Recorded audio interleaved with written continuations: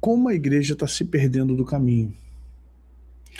O primeiro nome, um dos primeiros nomes que o cristianismo recebeu, junto com a seita dos nazarenos, o primeiro nome dos judeus, dos fariseus, para os discípulos, a seita dos nazarenos. Por quê? Eles não poderiam chamar aquilo ali de igreja, não poderiam chamar aquilo de congregação, não poderiam chamar aquilo de sinagoga, não poderiam chamar aquilo de culto a Deus. Então eles botaram um apelido pejorativo, né? um apelido jocoso de seita dos nazarenos, porque Jesus veio de Nazaré. Tá. O segundo nome que eles dão é mais ameno, que aí eles falam o caminho, a seita do caminho. Por quê? Porque Jesus se dizia o caminho, a verdade e a vida. E os apóstolos repregavam, repassavam essa mensagem, que Jesus Cristo era e é o caminho, e que Jesus Cristo é o único caminho. Então o que acontece? Como nos perdemos? Como a gente está tão longe desse caminho? Será que estamos no caminho? Será que a igreja de hoje ela está no caminho? Vamos fazer um exame de consciência. Como diz Paulo na ceia, o homem examine-se a si mesmo. Vamos fazer um exame de consciência, vamos fazer um exame de fruto, vamos fazer um exame de ações, vamos fazer um exame de evangelho. Será que estamos no caminho?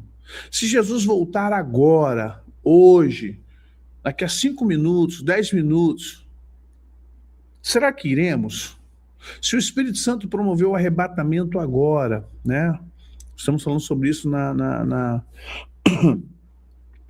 nossa escola bíblica, domingo pela manhã. Se o Espírito Santo, né, avisar, é agora, será que nós que estamos aqui seremos arrebatados? Para quem crê no arrebatamento pré-tribulacionista, independente se você crê no pré, no meso, no pós, se o Espírito Santo, e se não, está escrito que haverá o arrebatamento,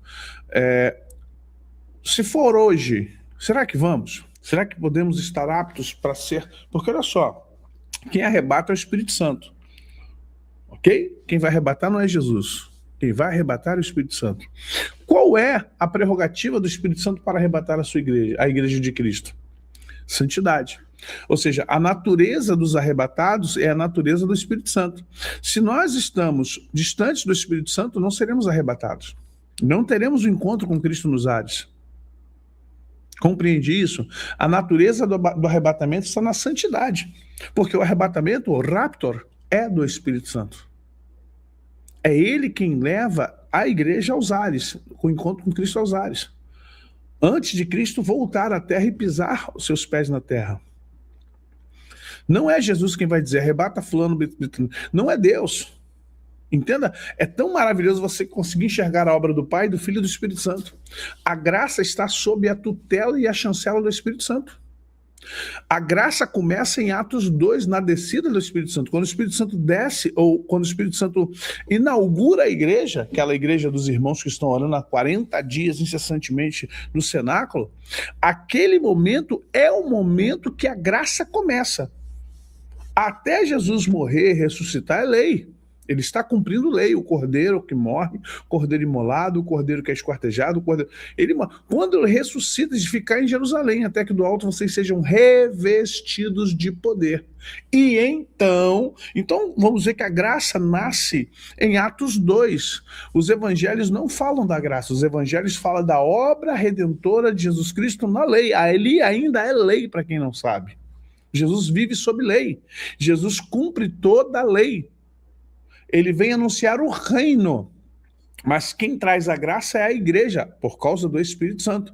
E depois de Jesus falar de reino junto com João Batista, Paulo, Pedro, João vão falar de graça.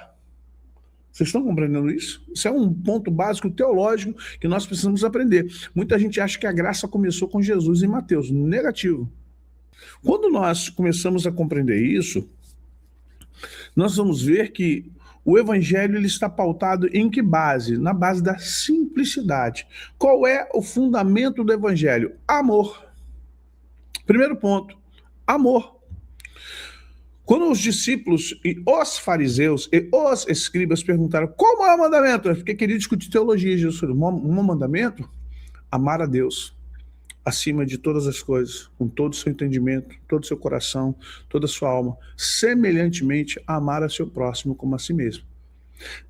A lei depende desses dois mandamentos, porque se você deixar de cumprir um, toda a lei se torna inútil. Não adianta. E ele, quando fala lei ali, não está falando dos 10 mandamentos. Ele está falando de toda a lei que hoje conhecemos, os 613 preceitos, os mitzvah. São os mandamentos, os preceitos da lei. Então, quando Jesus fala dessa forma, ele está dizendo o seguinte: se você quer realmente, para os fariseus, não para nós não estamos debaixo dos 613 preceitos, nós estamos debaixo da graça. Se você quiser atender todos os preceitos da lei, você não pode tropeçar em nada. Você não pode de forma nenhuma se perder em um mandamento, porque quando você se perde em um, você anula toda a lei, não é todos os mandamentos, toda a lei. E aí o que acontece? A igreja vem numa caminhada de graça. O que é a graça? Paulo deixa claro, num sentido técnico, graça é favor imerecido. É o tetelestai da cruz no grego, né? Está consumado, está pago, dívida paga. E Paulo fala isso, que tendo pegado todo escrito de dívida que era contrário a nós, encravou na cruz do Calvário, expondo principados e potestades ao vitupério, à vergonha, ou fez com que eles agora não tivessem mais nenhum tipo de vantagem sobre nós. Beleza, aí nasce a igreja. Qual o mandamento principal da igreja? Vamos nos basear, né, ao final de Mateus e Marcos, mas não é só isso, tá bom? Aí ele vai lá e se baseia, olha, ide, portanto, fazei discípulos de todas as nações, ok? Fazei discípulos de todas as nações, ensinando-os tudo quanto vos ensinei, batizando-os em nome do Pai, do Filho e do Espírito Santo, ok? Quem crer e for batizado será salvo, quem não crer, estou misturando Mateus com Marcos, tá, gente? Chega em Atos 1:8, ele reforça, até porque o indício de que Atos 1:8 é a mesma história de Marcos 16, é o mesmo ponto, porque dali Jesus sobe, né? E ele fala: ficar em Jerusalém até que do alto seja vestido de poder, e ser-me-eis testemunhas em Jerusalém, Judéia, Samaria e até confins da terra. Então vamos entender uma coisa: a graça existia, Raquel, mas estava nula por causa da queda do pecado. A graça só vem pelo Espírito Santo. O homem cai porque perdeu o Espírito de Deus. Isso é uma matemática simples e fácil de se fazer, tá bom?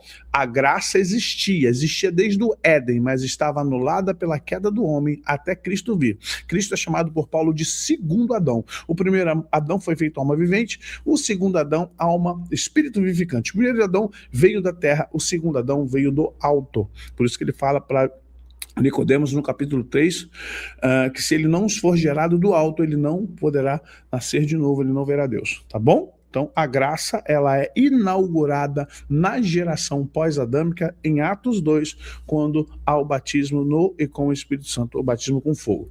Então, vamos lá, gente. Dito isto, nós somos dezenas de gerações após Atos. Se nós pudéssemos pegar a igreja e fazer um histórico dela e ver gerações a gerações, nós veríamos muitas coisas interessantes, muitas coisas tristes, muitas coisas que você diz assim: uau, nós fizemos isso? Sim, vivemos de muitos erros e acertos. Vivemos de muitas situações que foram dolorosas para nós enquanto igreja. Mas a partir de Brasil, porque nós não temos a igreja evangélica no Brasil, ela é muito simplista, ela não é simples, ela é simplista. Por que ela é simplista? Porque a verdade é que os templos, ou os prédios da igreja deveriam ser escolas, e na verdade não é. Os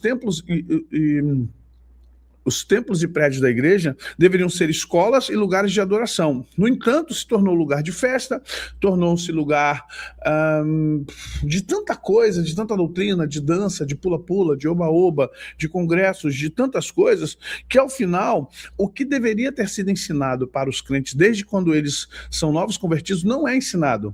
A EBD, que era, em muitas igrejas, o ponto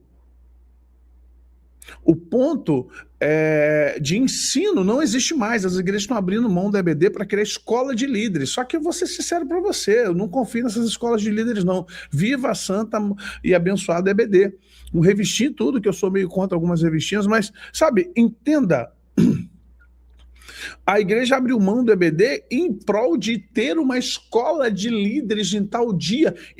Porque a EBD fala de Bíblia, a EBD fala de teologia, a EBD fala de ensinos e doutrinas bíblicas. A escola de líderes fala de quê? De coach, finanças, psicologia, psicanálise, não sou contra não, deixando bem claro, tá?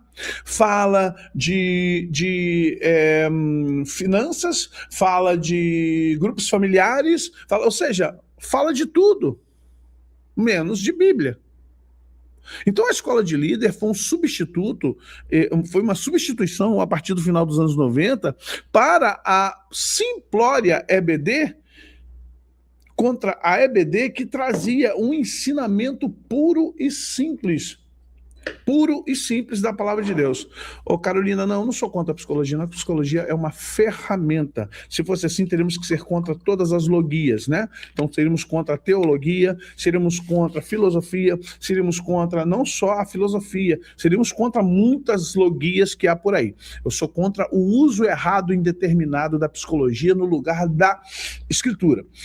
Nada pode substituir as escrituras sagradas. Nada pode substituir a Bíblia.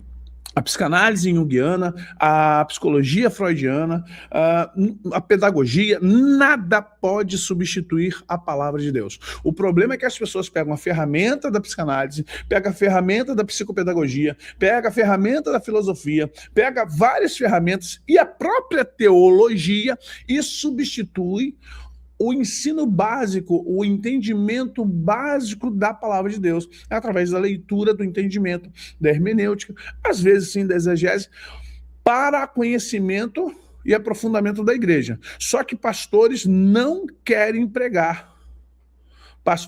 Gente, vamos lá. A psicologia não substitui. Quem substitui é a pessoa que usa, gente, pelo amor de Deus. Então, mas olha só, gente, vamos lá. O Lula falou uma coisa interessante. E é uma, como é que eu posso dizer? É uma realidade. Por que tem traficante? Pô, pastor, desceu o assunto, hein? Mas vamos lá. Por que tem traficante de droga? Por que tem traficante de drogas? Porque tem consumidor. Por que tem roubo de carros? Porque tem receptador. Tem gente que recepta, compra. Por que tem igreja ruim? Por que tem igreja que substitui a Bíblia por coach? O pregador por um coach? Por que tem igreja que substitui as escrituras sagradas por outras ferramentas? Porque tem gente que gosta. Vamos ser sinceros, é muito mais difícil ser teólogo do que ser psicólogo. Eu te digo porque eu trabalho nos dois. É muito mais difícil. A teologia, de forma séria, ela é uma universidade que você tem que saber hermenêutica, exegese do grego, exegese do hebraico. E tem que estudar muito essas duas matérias. Essas duas línguas bíblicas são terríveis. Você tem que estudar história bíblica, historiografia da Bíblia, você tem que estudar geografia bíblica, você tem que entender o contexto judaico, história dos judeus, você tem que estudar um pouquinho de filosofia para o entendimento do Novo Testamento, filosofia platônica, socratiana, você tem que conhecer a história da igreja, os momentos da história da igreja, principalmente a igreja primitiva, a igreja dos bispos, a igreja dos padres, ou chamados pais da igreja. Você tem que conhecer, que mais? Gente, é muita coisa, estou falando tecnicamente, estou nem falando da espiritualidade. Para você estudar teologia, você tem que estudar muito. São quase 12, 14 matérias para você ler Bíblia. Não é assim, abrir a Bíblia, e Davi. Você tem que conhecer coisas, você tem que conhecer costumes, arqueologia bíblica, você tem que conhecer economia bíblica, você tem que conhecer antropologia bíblica. Não é fácil.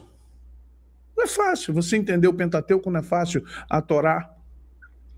Você tem que compreender como funcionava a cabeça dos povos, a sociedade do seu tempo. Então, o que acontece? Hoje, infelizmente, 90% dos pastores não têm esse preparo. 90% dos pastores não têm esse preparo. Então, o que acontece? É mais fácil pregar o quê? A glória que sobe e a glória que desce. Porque, na verdade, o pastor não era para ser um mega pregador. O pastor era para ser um mega mestre. Todos os pastores deveriam ser mestres. Você vai ver que lá no final, quando Paulo escreve aos Efésios, capítulo 4, verso 11, diz: a uns pelo Espírito. E ele, perdão. Efésios 4:11, ele mesmo deu uns para apóstolos, profetas, evangelistas, pastores e mestres. Esse "e" aqui, ele é quase uma confirmação de um puxando o outro. Há controvérsias entre os que interpretam o grego, que colocam pastores e mestres como uma função só. Eu já entendo que não. Pastores e mestres, ok? Então o que acontece? A igreja hoje, ela não tem mestres. Aliás, a igreja do século XX para cá, ela matou os mestres por centralizar a igreja sob a figura de um pastor líder, de um pastor liderança. Quando, na verdade, a igreja ela precisa ver os ministérios, 5 ministérios dentro dela. E aí o que ocorre? Nós vamos ver em todo o tempo que nós estamos nos desviando, como nos perdemos do caminho. Por quê? Vamos entender. Não te desvies nem para a direita nem para a esquerda. Irmãos, o que tem de desvio para a direita e para a esquerda, até mesmo a partir da política, segundo, desculpe o trocadilho.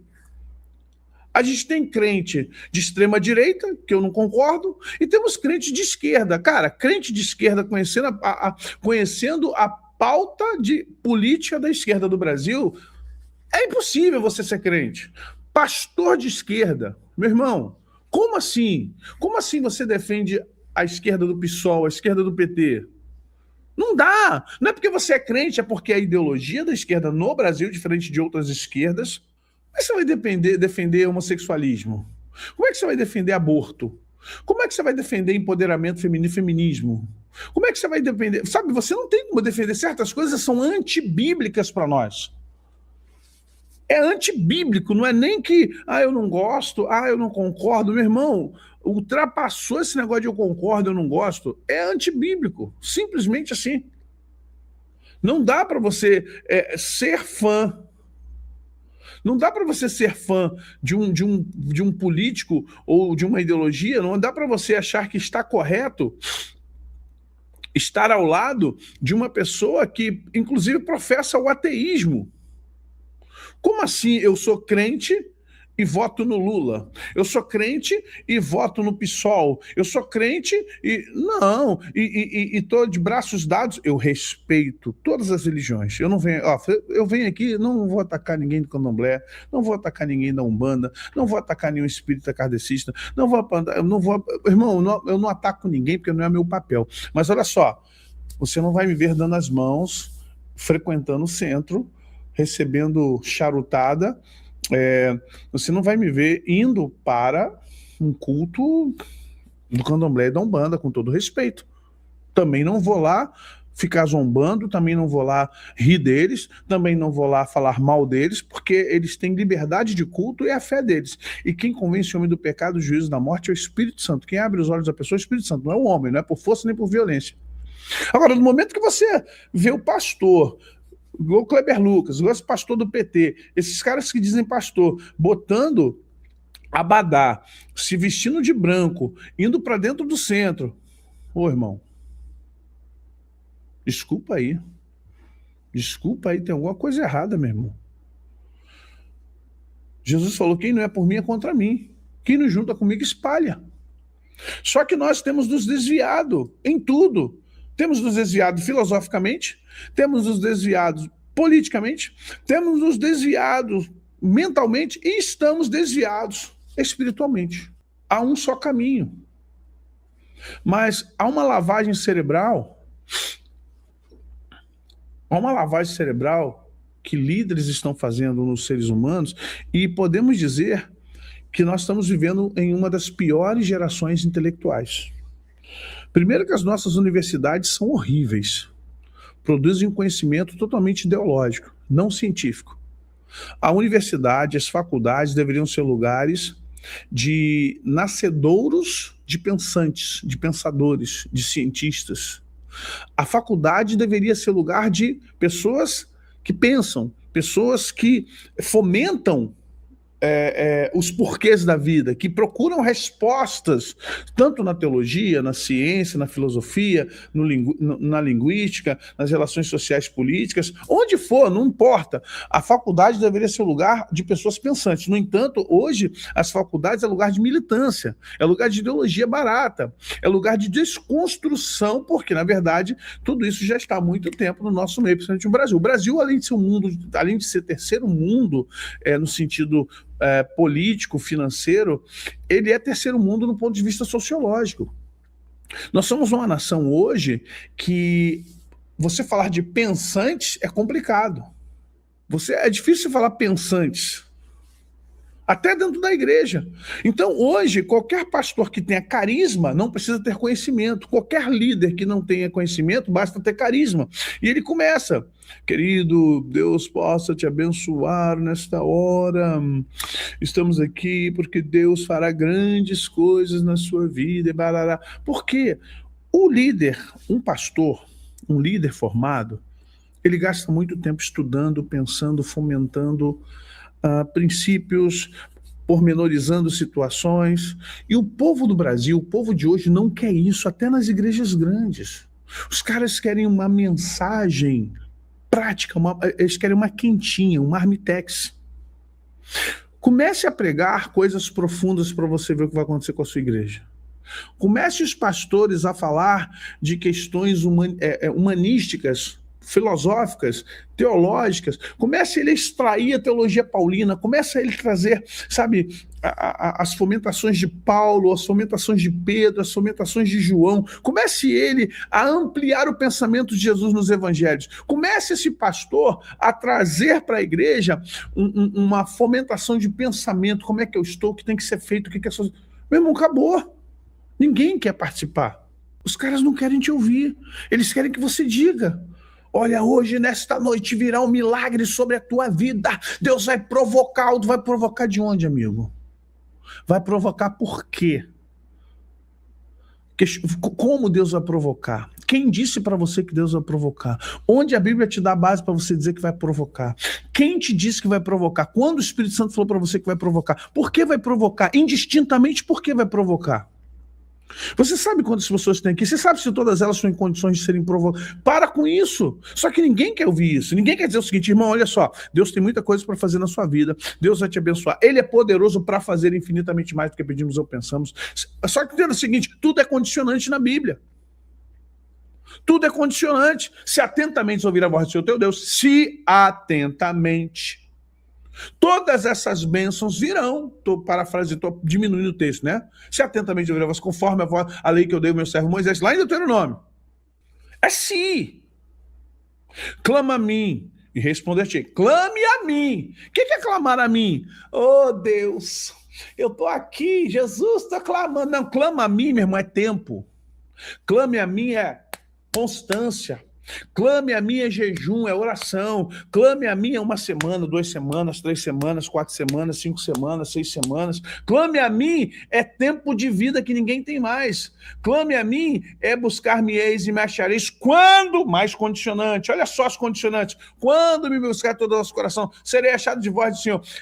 Não é assim não é fácil chegar. Oh, mágica. Mágica não é com Deus não. Deus não produz mágica, quem produz é Satanás.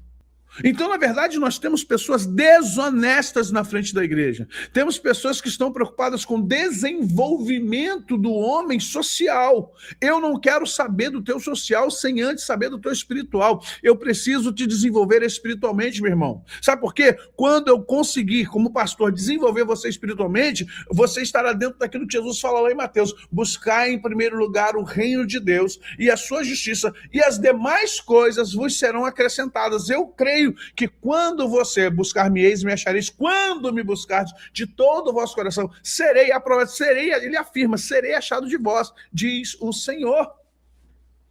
Quando você compreende isso, que primeiro o reino de Deus não é religião, não é estar no culto todo dia, não. Buscar primeiro o reino está aqui dentro, o reino de Deus e a sua justiça. As demais coisas, vestir, comer, calçar, é o contexto. A gente que estuda a Bíblia, a gente que estuda hermenêutica, o contexto é: não andeis ansiosos com o que haver de comer, vestir e calçar, porque esta é as preocupações dos gentios. Portanto, vós que estão debaixo da providência de Deus, vocês não podem se preocupar com isso. Olhai os lírios do campo, o contexto é grande. O contexto é grande. Nem Salomão, com toda a sua sabedoria, poderia vestir um desses seres que vai daqui a pouco morrer. Olhar os pardais, não trabalham, não tem empresa, não tem MEI, não tem CNPJ, mas pela manhã. Então é isso que Jesus está falando. Então o mestre, o pastor, ele precisa levar as pessoas a um nível de transformação de mentalidade. Aí Paulo fala sobre isso. Se vocês foram ressuscitados por Cristo, pensai nas coisas que são do alto, lá em Colossenses, onde Cristo está. Se Cristo é a vossa vida, quando vocês alcançarem o trono, vocês se manifestarão com ele na glória, e ele se manifestará com vocês na terra. Oh, meu Deus, que coisa poderosa e maravilhosa. Só que isso é uma busca. Só que nós não queremos isso. Nós queremos oba-oba. Precisamos do oba-oba. O oba-oba é o miojo com salsicha. O oba-oba é o lanche do McDonald's. Nós precisamos desse oba-oba. E aí o que acontece? Tenho, porém, contra ti que deixaste seu primeiro amor. A igreja deixou seu primeiro amor há muito tempo. Eu vejo essa turma aí filmando igreja enorme. E os mantras? Nada quebrado, nada fora do lugar, nada... Pô, irmão, cuidado, irmão. Cuidado, querido, com as autoafirmações. A gente, quando era crente, a gente afirmava assim, tudo posso naquele que me fortalece. As nossas afirmações eram, o Senhor é meu pastor e nada me faltará. Agora nossas afirmações é, nada quebrado, nada fora do lugar, e biriri, barará, blá, blá, blá, blá. Irmão, que evangelho é esse, irmão? Paulo fala aos Gálatas, ainda que desça um anjo do céu, e vos pregue evangelho diferente que eu já preguei a vocês, seja ele maldito, anátema. E nós estamos nos afastando da cruz, cara. A gente não quer mais pregar a cruz, a gente não quer mais pregar o amor, nós não queremos pregar, sabe? Nós não queremos pregar a volta de Jesus. Parece que é proibido falar que Jesus está voltando. Parece que é palavrão falar, sabe, da parúzia, falar da volta de Jesus, falar do arrebatamento, falar que Cristo, sabe, que Jesus está preparando a igreja para ser arrebatada. Os outros até brigam para dizer que não, a igreja não vai ser arrebatada, não. Não, irmão, não. A minha doutrina, a minha visão. Jesus, é tudo para não falar de arrebatamento. Parece que Satanás conseguiu botar na cabeça. As pessoas têm até ódio de quem fala do arrebatamento. Se você começar a pregar muito sobre arrebatamento da igreja, vai ter hater dentro da igreja se levantando contra você. É ensinando doutrina falsa. Leia a Bíblia em nome de Jesus, amigo. Leia a Bíblia. As pessoas não entendem que quem inaugurou, quem trouxe a graça foi o Espírito Santo. E quando o Espírito Santo sair da terra, acabou a graça, volta a lei. O nome disso é dispensação. A Bíblia está cheia de pontos dispensacionistas, temporais, que não é cronológico.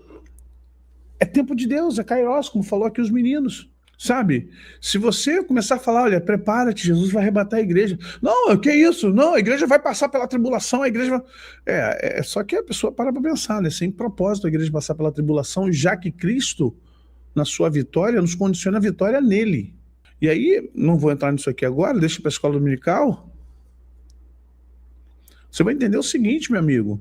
O Espírito Santo, se você ler a Bíblia, os 3 anos e meio, o anticristo está. Depois disso, você não vê mais a palavra anticristo.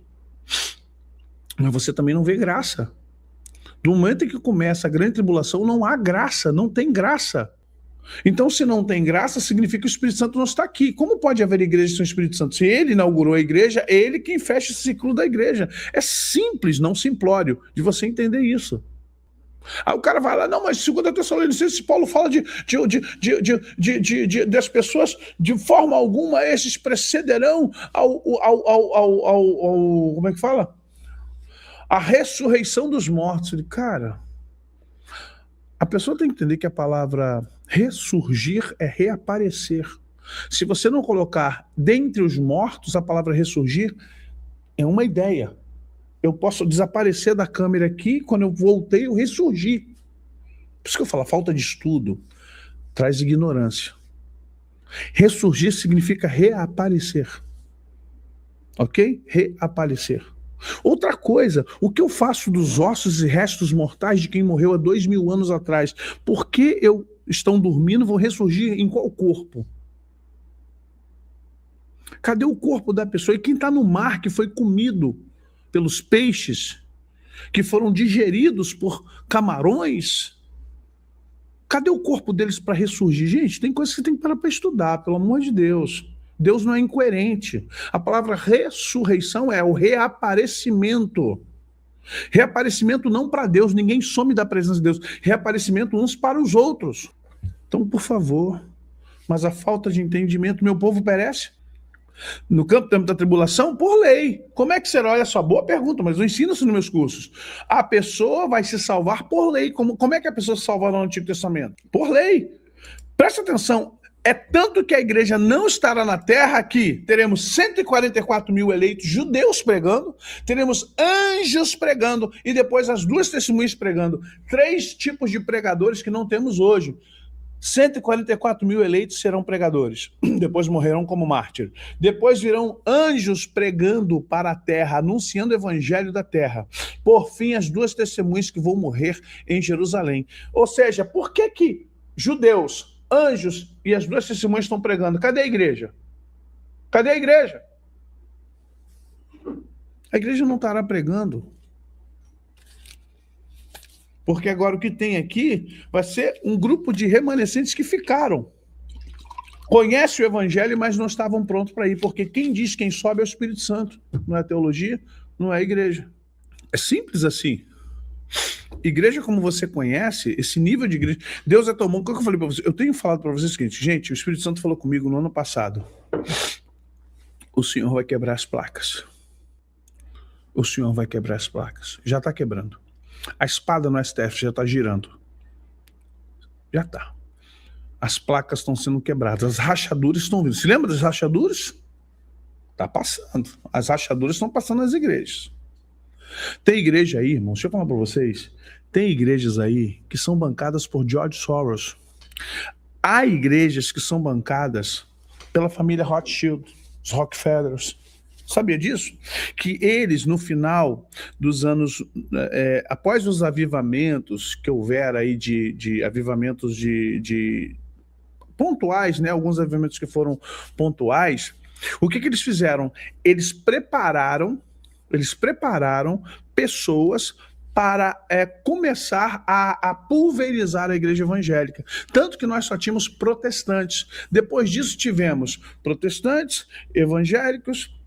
Nós começamos a ter, até chegar o dia de hoje, a Church, a Black Wall. A Church, a Black Wall,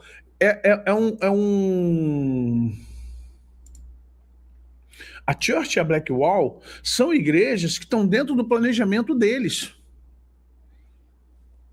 Porque nós tínhamos o quê? Presbiteriana, batista, congregacional, metodista, Assembleia de Deus, estou falando dos anos 2000, dos anos 1900, né, para cá. Aí depois veio quadrangular, tivemos congregação cristã, aí veio Deus e Amor, Ultra Mega Plus com Pentecostal. Nós tínhamos aí 10, 12 igrejas, 10, 12 placas, máximo, metodistas, tal, e luteranos. Tira essas igrejas, você teria 10 a 12 placas, no máximo. O que ocorre? Hoje, nós temos milhares de denominações. E o que eles fizeram? O que vai acontecer? Depois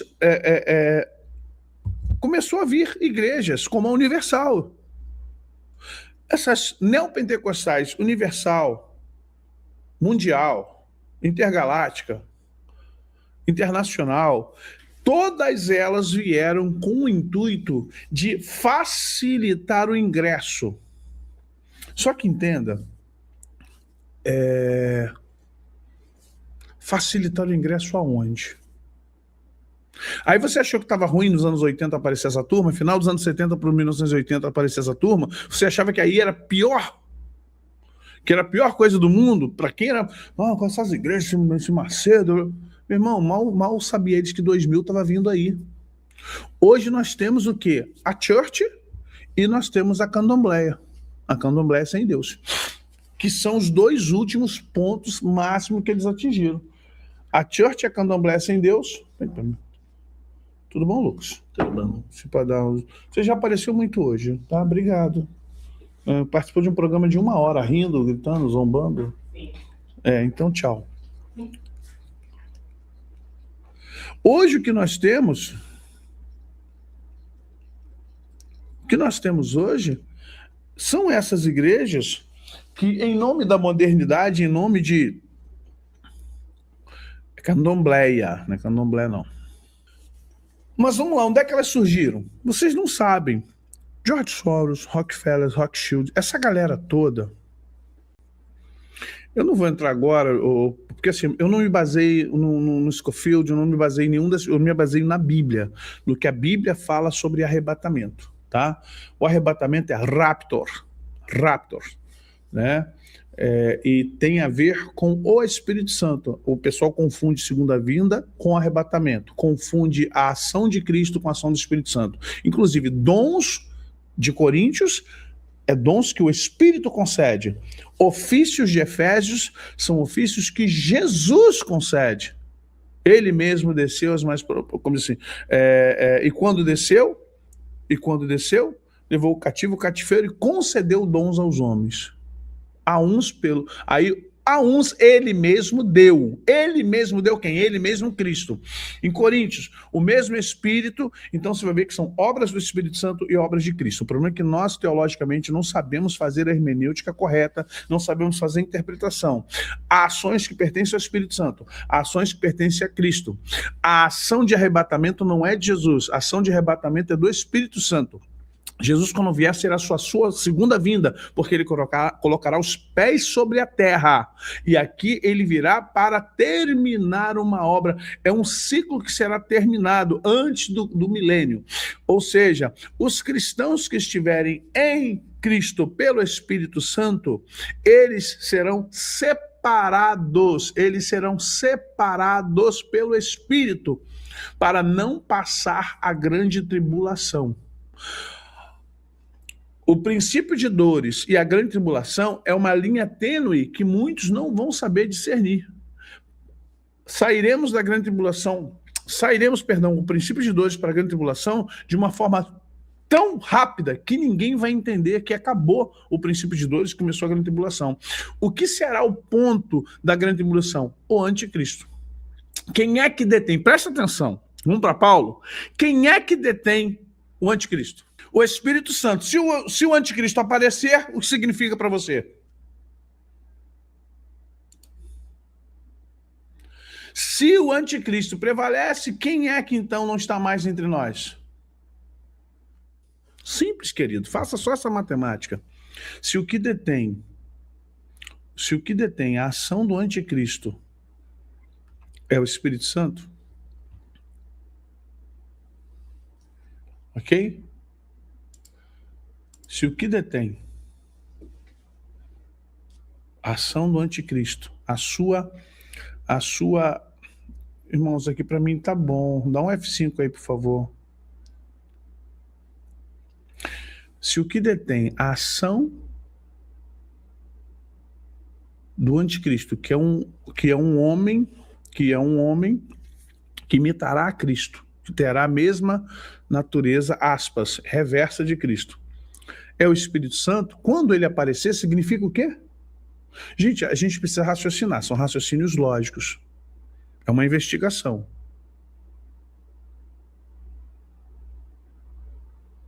É uma investigação.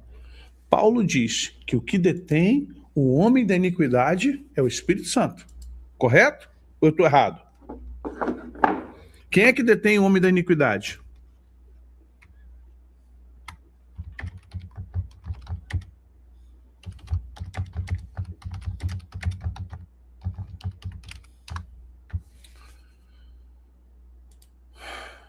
Segunda Tessalonicenses 2. Cadê? Ninguém, verso 3.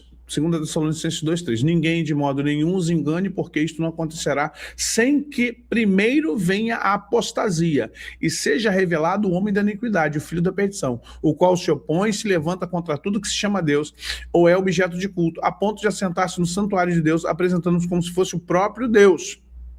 O que nos dá, aí ele fala assim, irmãos, no que diz respeito à vinda do nosso Senhor Jesus Cristo e à nossa reunião com ele, que vocês não se deixem demover facilmente do seu modo de pensar, nem fiquem perturbados, porque o Espírito, quer por palavra, quer por carta, quer por vocês, de nós, dando a entender que o dia do Senhor já chegou. E não, o dia do Senhor é o dia do Senhor Jesus.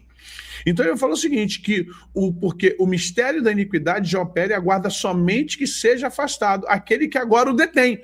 Presta atenção no verso 7, porque o mistério da iniquidade já opera e aguarda somente que seja afastado aquele que agora o detém. Quem é que o detém? Então será revelado o iníquo a quem o Senhor Jesus matará com o sopro da sua boca. Isso está lá no final de Apocalipse. E destruirá pela manifestação da sua vinda. Ou seja, olha só, leia o verso 7 e 8, é bom estudar teologia, como é bom estudar hermenêutica. Verso 7 e 8, porque o mistério da iniquidade já opera, e aguarda somente que seja afastado aquele que agora o detém. Então, será revelado o iníquo, a quem o Senhor Jesus matará com o sopro da sua boca.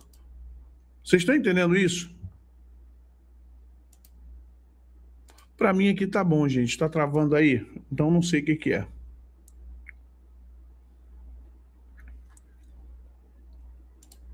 Compreensão, amados? Leia isso, 2 Tessalonicenses, capítulo 2, versos 6 e 7.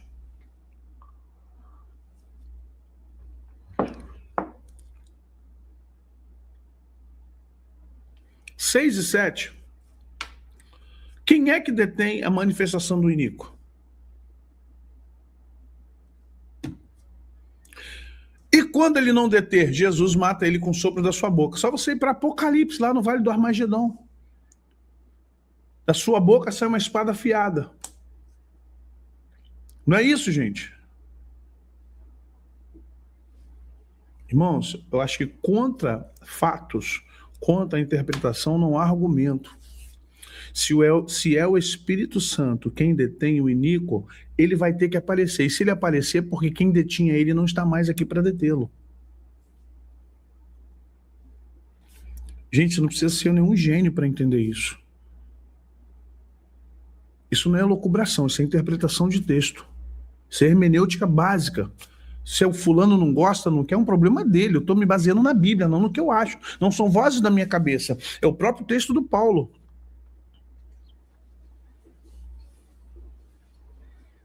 Compreende isso? Não é o que eu acho, é o que eu interpreto, é o que eu leio biblicamente. Isso aí. Se ele vem... olha só, o anticristo só pode aparecer na Terra se não houver graça. Quando a graça de Deus for retirada, o anticristo aparece. É isso que divide o final do princípio de dores e começa a grande tribulação. São duas dispensações diferentes. A igreja que está aqui é uma igreja que vai ficar. A igreja vai ou não vai? A igreja vai e a igreja fica. Por quê? Os que estão no Espírito Santo vão. E os que estão de bobeira vão ficar conhecendo o evangelho, sendo batizado, dando lugar para o anjo, no reteté. Mas será possível isso? Naqueles dias virão e dirão, Senhor, em teu nome, eu expulsei demônios. Senhor, em teu nome, eu curei. Em teu nome, eu preguei o evangelho. Direi abertamente a estes, não vos conheço, apartai-vos de mim, vós que praticais a iniquidade. Mateus 24 e 25. Então, esse é o texto. É só você ler e entender. Quem lê, entenda. E essa palavra, se eu não me engano, eu vou procurar no Lex, não agora, no Strong, a palavra afastado, seja afastado, esse afastado é vá para longe, vá para outro lugar, vá para outra terra. Olha que interessante, a palavra afastado aqui no texto, no Strong, eu sei porque eu dei aula há muitos anos no seminário, na faculdade, A gente não esquece. Então a palavra afastado aqui no Strong, no grego, dá um entendimento de não afastar para o lado, mas é para ir para longe, dando lugar, criando uma lacuna para que outro apresente-se no lugar dele. Nós estamos nos afastando disso, querido. Eu vou dizer para você, eu não tenho esperança de que a igreja vá em peso. Havendo arrebatamento... Não, Bruno, reter e deter. Você tem que ir para o grego, não vai português, não. E qual a tradução que você está lendo? Vamos para o grego. Português não adianta. Nada no português vale a pena ser interpretado. O Espírito Santo, olha só, o Espírito Santo não detém e não retém, tá? Principalmente reter o mal. O Espírito Santo faz com que a maldade do mundo seja filtrada através do amor, da paz, da esperança, que Cristo nos trouxe e nos prometeu através dele. Entendeu? O que nós temos que... Não, a ação dele, não a presença dele. O diabo está entre nós. E aí? A graça não impede do diabo estar entre nós. A graça não impede das pessoas serem más. Gente, vamos raciocinar. Pelo amor do céu, tá? Por favor, gente. Antes de vocês propor qualquer tese, pense antes. Na faculdade a gente aprende a formular a tese com perguntas e respostas. Depois que a gente faz bastante pergunta, depois que a gente responde a todas as perguntas, a gente escreve. Porque se você levar para a bancada algo que você não respondeu de forma ampla, irrestrita e com vários vieses, você se perde na bancada. Então vamos entender uma coisa? Primeiro você faz muitas perguntas, depois você responde a todas essas perguntas. Quando você fizer todas as perguntas, responder todas as perguntas, aí você formula a tese. Entendeu? É assim que funciona para você entender, chegar a um raciocínio lógico. Os evangélicos são muito rasos para estudar. Academicamente, a igreja não foi preparada para ser acadêmica. A igreja não foi preparada para estudar a Bíblia. A igreja foi preparada para obter respostas rápidas e concordar ou não com aquilo. Não, eu não concordo com isso, eu concordo com aquilo outro. Só que a gente está perdendo o rumo da coisa, que é justamente nos afastando daquilo que é o mais básico, que é o evangelho. Não, o princípio das dores a igreja vai passar. Gente, olha só o que está acontecendo. Qual o caminho seguir? Qual o caminho seguir? Terraplanismo, reteté, dinheiro. Onde queremos chegar? O que queremos? O que queremos na igreja hoje, irmão? Vamos lá, o que você procura numa igreja hoje? Vamos ser sinceros. Eu procuro na igreja um lugar que seja uma família.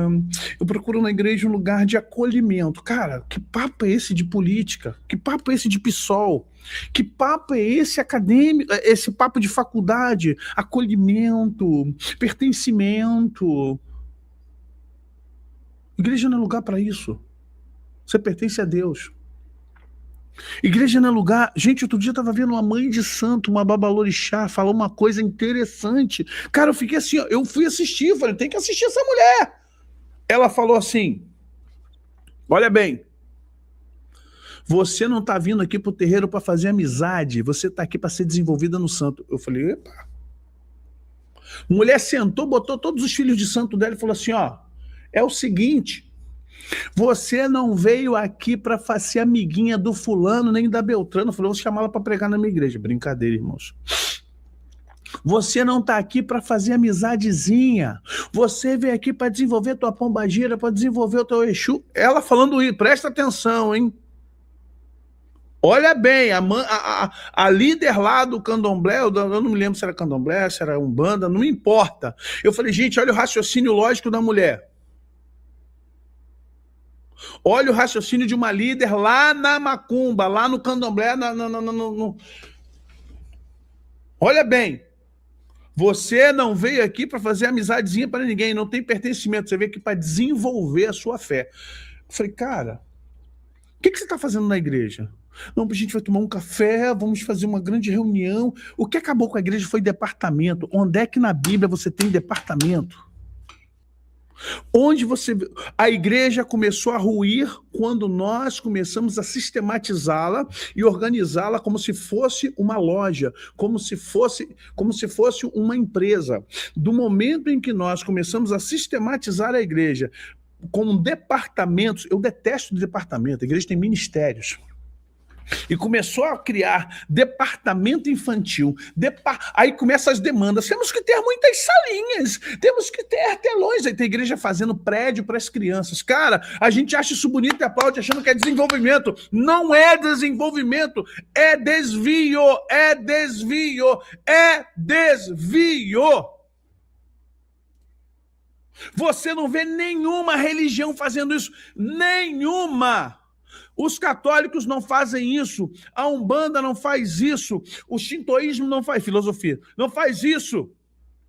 No hinduísmo não há isso, as crianças estão no meio dos adultos. Você vai na África, nos cultos na África, não tem escolinha para criança, até faz alguma coisa no terreiro do lado de fora, mas todas elas estão adorando dentro do templo com os pais. Nós estamos criando templos Nutella, prédios Nutella, lugar de Nutelice, tem que ter um berçáriozinho, tem que ter um cultinho, tem que ter não sei o quê. Nós estamos vivendo uma igreja Nutella, uma igreja shopping. Para com isso! Na igreja de semana, porque as mães, põe as crianças do lado das mães, vai assistir o culto com as mães, vai pro colo, fica lá fora. Não quero saber. Igreja não é shopping, igreja não é berçário. O que acabou com a igreja? Esse negócio de departamental, muito departamento, irmãos. Organização. A igreja entrou nesse papo de organização e essa questão da organização está matando, humanizando a igreja. Pastores que vêm como coaches, vêm como empresários, eles não se comportam como líderes espirituais. Um líder espiritual, ele não está preocupado com dinheiro. O líder espiritual, ele não está preocupado com só a questão da organização. Um líder espiritual, acima de tudo, ele está preocupado com a espiritualidade das ovelhas, com a espiritualidade dos membros, ele está preocupado com a espiritualidade, com o desenvolvimento espiritual em Cristo das pessoas. Se ela está deixando de beber, de fumar, de cheirar, de mentir, de prostituir, se ela está tendo uma vida com Deus saudável, se ela está deixando de ser glutão, mentiroso, beberrão, se ela está começando a ter caráter renovado em Cristo Jesus, é isso que um líder espiritual está preocupado. Não, temos que ter um departamento de visitas, a semana toda visitando os outros. Ei, vai orar! Fica criando a opção de crente dependente, os crentes cracudo. Eu me afastei da igreja 1 mês, ninguém me ligou. Você se afastou por quê? Você se afastou por quê, Sunshine? Alecrim dourado, quem mandou você se afastar da igreja? É porque eu me aborreci, porque eu passei pela irmã da minha líder da célula, minha líder, e ela não me deu a paz do Senhor. Eu entendi então que eu não fazia falta naquele lugar. Vai se tratar, vai fazer uma terapia, vai reencontrar sua mãe, seu pai, ou quem te fez isso. A minha família não é bem-vinda, porque a tia lá brigou com meu filho, o meu Nelzinho, ele tem algumas coisinhas, você não educa o Nelzinho quer meter a mão na cara da criança lá na igreja, né? Aí a tia pega lá, a irmã pega ali pelo braço e põe pra vocês, olha, tá batendo no irmão. E você não pode tocar no Nelzinho! Nelzinho! É Natanael, aí é Nelzinho. Aí a família não vai para a igreja, porque eles ficam contando, vamos ver quanto tempo vão demorar para nos procurar. Comigo vai rodar. Meu irmão, eu busco a ovelha perdida. O filho pródigo a gente espera na fazenda. A ovelha perdida nós vamos atrás. O filho pródigo ninguém vai atrás. Saiu porque quis. Tá com cheio de... eu não vou dar meu dízimo, o problema é seu. Deus não precisa ter o dinheiro, nem eu. Pastor, temos que visitar a irmã fulana, porque há muito tempo que ela não vem, ela nem participa da ceia. Tá doente? Tem demônio lá na casa dela? Tá passando fome, precisa de comida? Transporte? Tratamento, né, psicológico? Ah, não é nada disso? Eu não vou na casa da irmã. Não vou, depender de mim, não vou. A igreja está lá aberta, todos os dias que está proposto abrir, tem oração, quer gabinete, a gente conversa. Para de frescura. Para de frescura. Aí eu tenho pessoas necessitadas, internadas no hospital, não posso dar atenção porque tem que visitar o pai do Enzo, a mãe da Valentina, a Sunshine, o Alecrim Dourado, precisa de alguém ficar pedindo, por favor, irmão, não saia da igreja, querido. É assim mesmo, as pessoas são grossas. Mas, pastor, o senhor tem que há de convir, né? Porque a gente sai de casa para assistir um culto, os nossos filhos, é o nosso tesouro, né, pastor? Então, nós queremos que eles sejam bem cuidados. Na igreja? Você está pensando que é uma creche? Você está pensando que a igreja é o quê? É o parquinho do shopping, do dinossauro? Meu irmão, quem tem que educar e cuidar dos seus filhos é você, não é a igreja não, irmão. É porque que na igreja a prata da casa embaçada, não estuda a Bíblia, quer pregar, não canta direito, quer cantar, não tem vida de oração e quer orar, não estuda a Bíblia e quer dar estudo. Peraí, como é que é isso mesmo? O pastor é sempre os mesmos, né? O grupinho dele, né? O grupinho do pastor. É o mesmo que ora, é o mesmo que canta. Qual foi o dia que você se propôs? Pastor, eu quero orar. Eu me sinto com vontade de orar na congregação. Tá bom, irmão. Então vamos participar de um curso de intercessão? Vamos fazer um seminário de intercessão e de oração? Para a gente aprender a orar em congregação? Porque não adianta você vir orando, pai, quando eu estava na sala, naquele dia o senhor lembra, pai, que eu estava lá e falei com o senhor, a tua oração pessoal fica no teu quarto, aí você quer orar lá no altar, como se estivesse falando você e Deus. Dá licença, gente, que eu vou falar com Deus aqui agora. Então, pai, e quer orar? Quer fazer oração pública? Vai pregar e fala só de você. Aí tu dá a oportunidade pro irmão pregar, pra irmã pregar. Sabe o que ele vai falar? Estava eu com a minha esposa, nós viajamos, né, amor? Estávamos lá no resort, e aí no resort as crianças, a Fê e o P, e aí naquele dia nós oramos, Jesus, queremos comer camarão e lagosta. Ah, irmãos, como Deus é bom. 15 minutos falando do que eles comeram no resort. Não é para pregar isso na igreja, abençoado. Não é para pregar isso na igreja. É porque o pastor, ele traz pessoas de fora, mas não coloca os irmãos. Vai estudar! Vai ler Bíblia, vai ler livros. Vai se preparar. Vai estudar teologia, cara. Vai se encher do Espírito Santo, vai orar. Para você subir ao púlpito e pregar mensagens que impactem a vida das pessoas, falando só de Jesus, só de Deus e só do Espírito Santo, e não de você. Porque é sempre os mesmos que cantam, mas são os mesmos que ficam depois da escola dominical ensaiando, são os mesmos que vêm tocar na terça, vêm tocar na sexta, vêm tocar de manhã, são os mesmos que perdem tempo dentro da igreja, ensaiando quinta, ensaiando quarta. Você quer chegar com a guitarrinha, com o violãozinho, com a baquetinha e tocar no dia lá e ser escalado, nem dá as caras na igreja, não é dizimista, não ora, não participa da consagração e quer tocar? Para aí, irmão, para aí. Comigo não tem chance, não. Bico. Irmão, pode fazer bico, pode ficar chateadinho, pode falar o que você quiser. Oportunidade não se pede, se cria, se gera. Sabe? Somos nós que abrimos a porta da oportunidade. O bom líder, ele vê que a pessoa é esforçada, ele vê que a pessoa verdadeiramente está estudando teologia, está estudando música, está estudando Bíblia, está orando. Pô, esse cara está sempre aqui orando, a família está sempre presente. Poxa, eu preciso de gente assim para liderar aqui. Aí o pastor vai lá e convida, porque vê que a pessoa tem compromisso com a obra. Poxa, não, esse irmão é estudioso, está sempre imbuído ali. Poxa, deixa eu ver se ele prega direitinho, botar ele aqui numa célula, num grupo de congregação, para ver se ele, né, numa casa.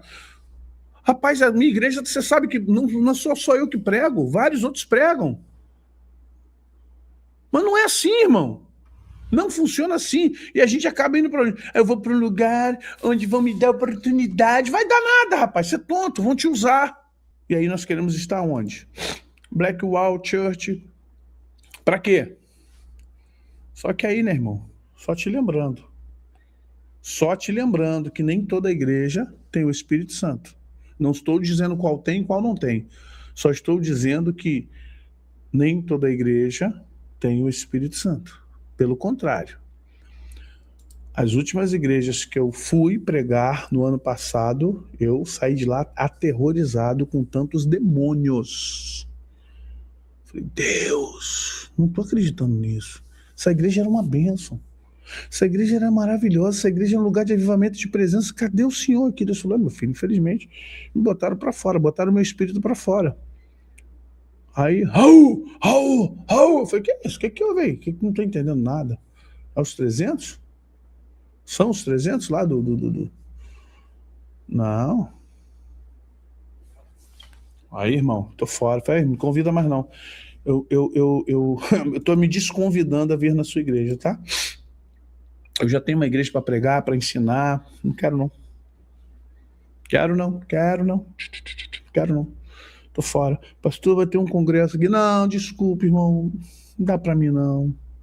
Tô podendo não. Tô atarefado. E tô mesmo, não é mentira, não tô mentindo, não vou ficar mentindo para ninguém.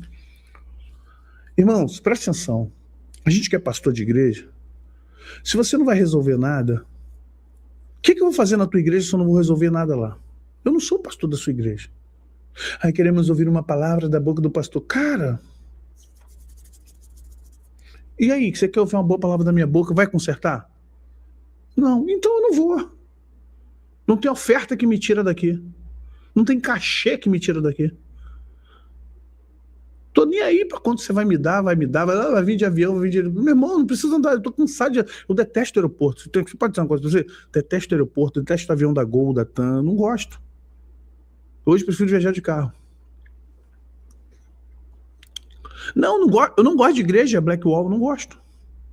Eu não gosto de fumaça, eu não gosto de pisca-pisca, eu não gosto. Não gosto. Não gosto de som alto, tô velho. Eu não gosto de som alto. Não gosto de barulho, eu não gosto de gente cantando. Oh, Santo Espírito, és bem-vindo aqui. Vem inundar. Irmão, quando eu começo a ouvir isso, eu começo a orar. Pai, tem misericórdia. Ah, Senhor, tem misericórdia. Minha vontade, se eu pudesse, é porque é mal educado, era fazer isso, mas eu não posso fazer, que vai pegar mal, pensar que eu sou maluco, autista, sei lá. Pastor tá maluco. Eu começo, sabe essa coisa? Vem inundar este lugar, tua presença. Cara, o que é isso? Isso é um ego, um hiperego, é um eco do ego? Qual o problema da criatura? Não dá, irmão. Não dá. O que eu vou fazer nesse lugar? Uma gritaria, cartazes. Pô, irmão, na boa. Ai, eu não posso falar para Jesus voltar logo ou que o Espírito Santo arrebate a igreja, porque isso não depende de mim. Depende dele. Tá muito chato. Eu tô chato. Eu não quero isso pra minha vida, não. Tô velho, irmão. Tô muito velho. Quero Jesus. Quero ver anjo. Quero o poder de Deus. Quero unção, graça, poder. Eu quero ver... Irmão, sabe o que é o meu sonho? Rever a igreja. Paralíticos levantando da cadeira de roda. É a coisa mais linda do mundo. Irmãos, você vê uma pessoa cega de nascença, ou que tá cega há 30 anos, não enxerga nada, e de repente se pega um homem de Deus, a mulher de Deus, se põe a mão, em nome de Deus, a pessoa volta, começa a gritar, sabe? Começa a voltar a enxergar, e, sabe? Você vê um surdo, sabe? A sensação de ver uma pessoa em surdez... Começar a ouvir e tentar falar, sabe? É isso que eu quero. Perdão. O resto, irmão, é desesperador você chegar numa igreja e não ter Deus. Você sabe que você tá vendo que a pessoa tá forçando para Deus estar ali? Vem neste lugar, e o Satanás, ó, a galera só descendo de tobogã. Aí começa. Ai, Jesus. Irmãos. Não.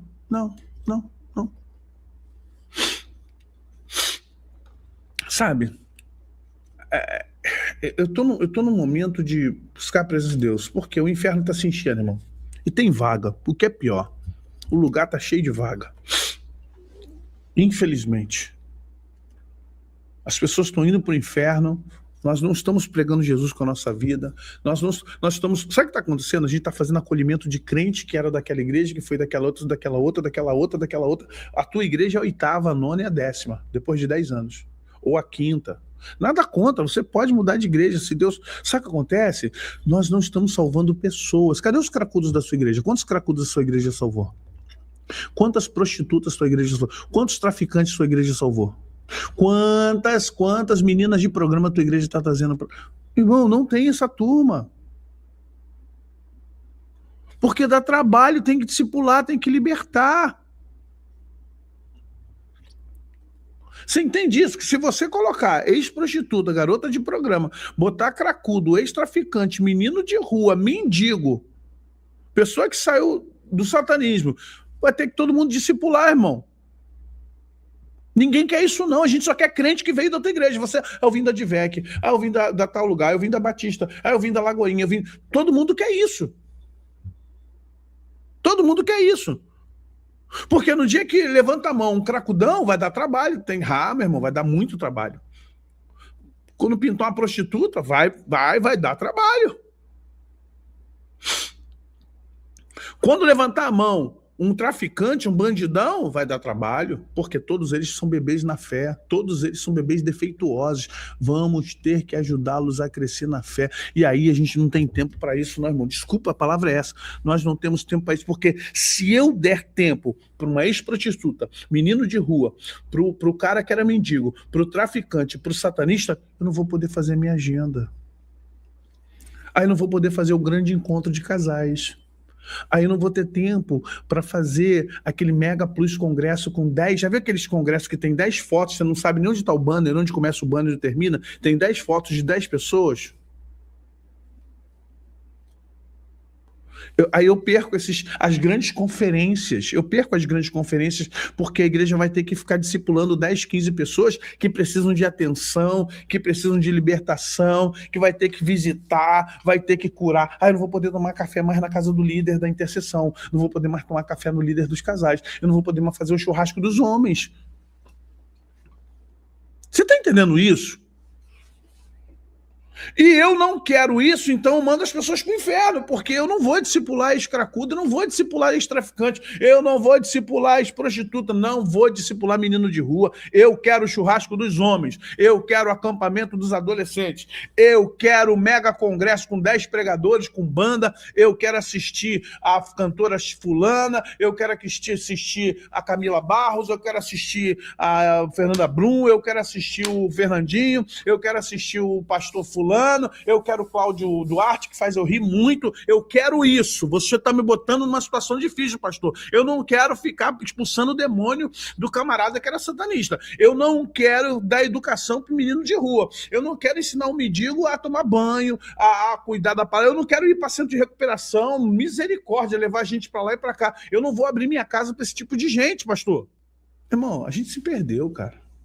Desculpa aí, tô acusando ninguém, não. A gente se perdeu nessa brincadeira de ser crente, cara. Ninguém quer cuidar do novo convertido, não, rapaz. O pessoal quer só agenda. O pessoal quer agenda, som, música, todo mundo bonitinho, alinhadinho, cachecol, boininha, garotas bonitas, meninos bonitos, igreja sem velhos. É isso que a igreja é hoje. Um shopping center com sabor igreja. Shopping center, sabor igreja. Você tem centro de convivência, restaurante, você tem, não tem mais cantina, coisa de igreja de pobre. Você tem lá um restaurante, você tem quase um McDonald's lá dentro, você tem um prédio anexo para suas crianças, a creche. Meu irmão, igreja, parou. Enquanto isso, o inferno tem vaga. Vai lá. É com vocês mesmo. Nós nos perdemos. E os caras conseguiram, que era isso que eles queriam. Eles conseguiram. Desde os anos 1900, eles conseguiram plantar 5, 6 igrejas em nível global. Isso aqui é proposital, nos encheu de esperança de ter grana. Tá aí, o Banco Master que o diga. A gente trocou a vontade de Deus por uma agenda humana, trocamos a simplicidade do partir do pão, da oração, né, das reuniões de oração nos lares, da reunião de oração na igreja, trocamos tudo isso, consagração das mulheres pela manhã, trocamos tudo isso por algo muito mais bonito, muito legal, sabe? Uma coisa mais fashion, mais humana, né, pastor? Tudo espiritualiza. Ai, chatice, tudo é demônio, tudo, ai, também. Aí tu tá cheio de crente aí com filho homossexual? Tá cheio de crente com filho afastado? cheio de filho de pastor que não quer ver nem a igreja pintada de ouro, cheio de mulher de pastor com depressão profunda, cheio de pastor com pensamentos suicidas. Tem isso também, tá? Cheio de líderes exauridos, líderes que eu falo não é só os pastores não, líderes de homem, líderes presbíteros, diáconos, líderes de louvor, todo mundo exaurido, todo mundo cansado, ninguém aguenta, carregando nas costas um peso que não é para carregar. Jesus falou, aprendei de mim que eu sou manso e humilde. Jesus falou, meu jugo é suave, meu fardo é leve, meu jugo é suave, mas está pesado, o fardo está pesado, o jugo não está nada suave, está todo mundo querendo desistir, os que são fiéis estão ali aguentando botar a igreja nas costas, está difícil, o pastor está assim já... E não é por dinheiro, meu irmão, é por vivência. Esposa de pastor já não vai para a igreja, que não vai para brigar, só Deus sabe como é que é a noite deles dormindo, mulher falando na cabeça do pastor, e com razão.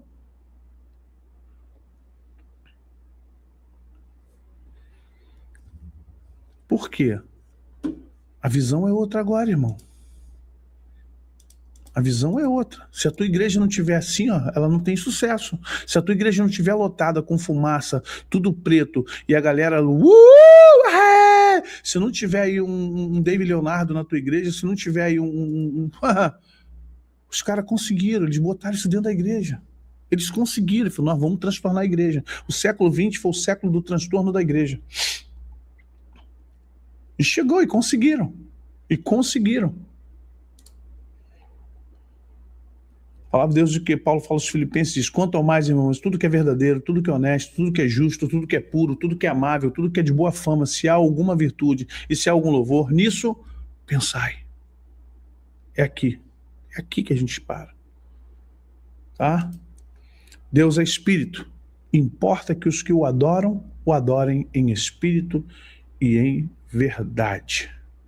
É isso que nós precisamos, irmãos. Simplicidade, não é simplismo, é simplicidade na adoração. Voltar a ser igreja raiz. Não estou falando de bagunça, nem de falta de estrutura, não é isso. Porque nós estamos perdidos. Como nos perdemos do caminho? Não é no caminho, é do caminho. Como nos perdemos?